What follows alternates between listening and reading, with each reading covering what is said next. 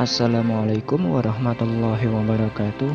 Hai teman-teman, perkenalkan nama saya Muhammad Rizky dengan NIM 22202022122 dari kelas PAID tahun ajaran 2022-2023, mahasiswa UIN Raden Fatah Palembang. Di sini saya akan membahas apa saja karakteristik filsafat dan metode-metode filsafat. Baiklah, tanpa berlama-lama, langsung saja kita ke pembahasannya. Karakteristik filsafat. Berfilsafat adalah berpikir, namun tidak semua berpikir adalah berfilsafat.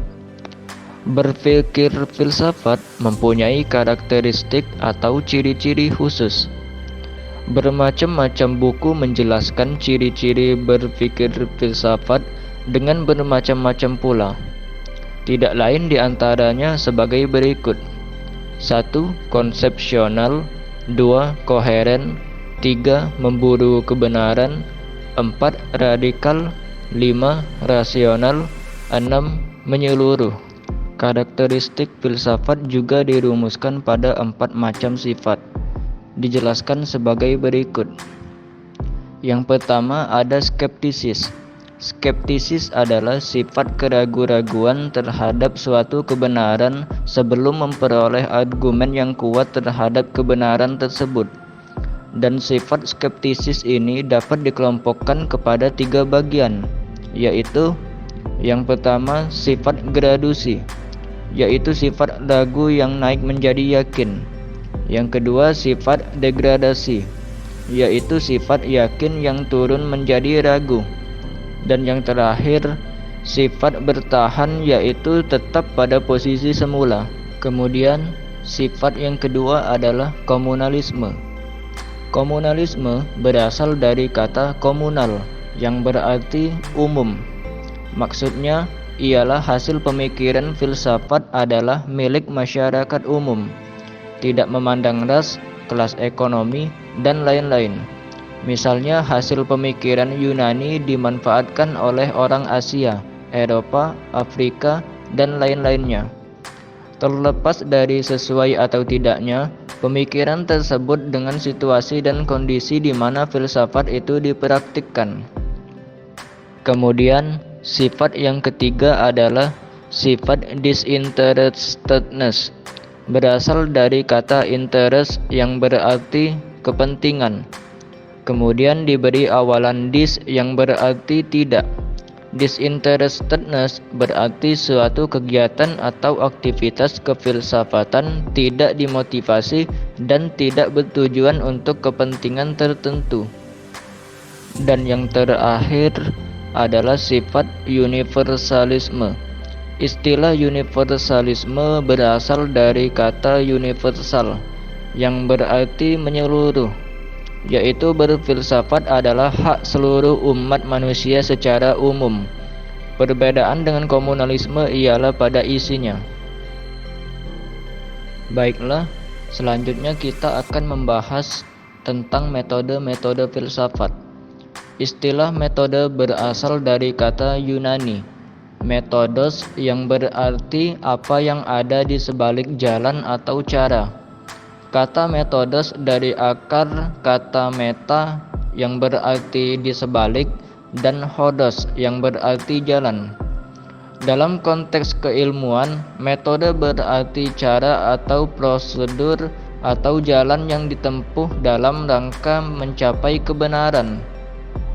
Sedangkan filsafat berasal dari kata philos dan sophia yang berarti mencintai kebijakan sebagai suatu ilmu memang berbeda dari ilmu-ilmu lain. Perbedaannya antara lain mengenai objeknya, baik material maupun formal. Objek materialnya adalah seluruh kenyataan baik yang diinderai maupun yang bisa dimengerti. Sedangkan objek formalnya yaitu sorotan terhadap objek material sampai mendalam. Ada 2 macam dalam metode filsafat yang paling dasar, yakni metode umum dan metode khusus. Metode umum Ada dua pasang metode umum dalam filsafat, yaitu deduksi-induksi dan analisis sintesis. Pertama, metode induksi.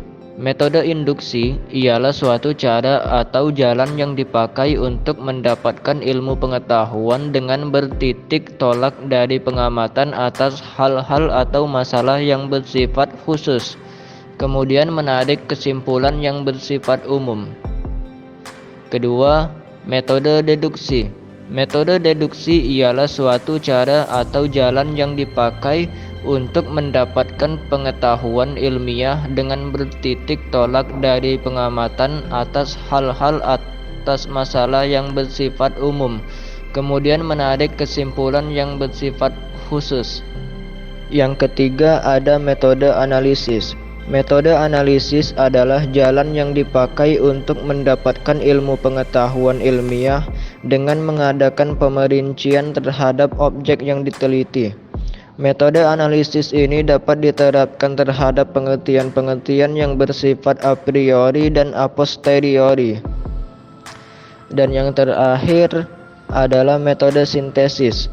Metode sintesis adalah jalan yang dipakai untuk mendapatkan ilmu pengetahuan ilmiah dengan cara mengumpulkan atau menggabungkan.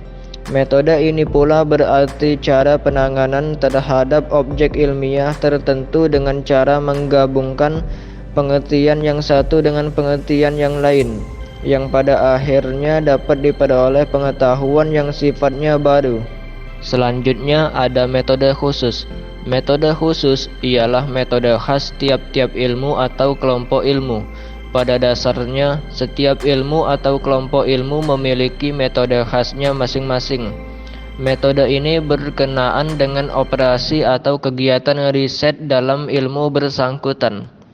Ada banyak metode khusus dalam filsafat, di antaranya adalah 1. Kritis atau dialektis, 2. Intuitif, 3. Skolaktif, dan 4. Geometris.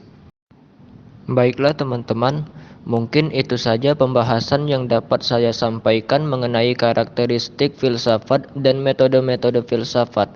Saya mohon maaf jika terdapat kekurangan atau kesalahan selama saya menjelaskan materi ini. Terima kasih sudah menonton video pembelajaran saya. Saya akhiri. Wassalamualaikum warahmatullahi wabarakatuh.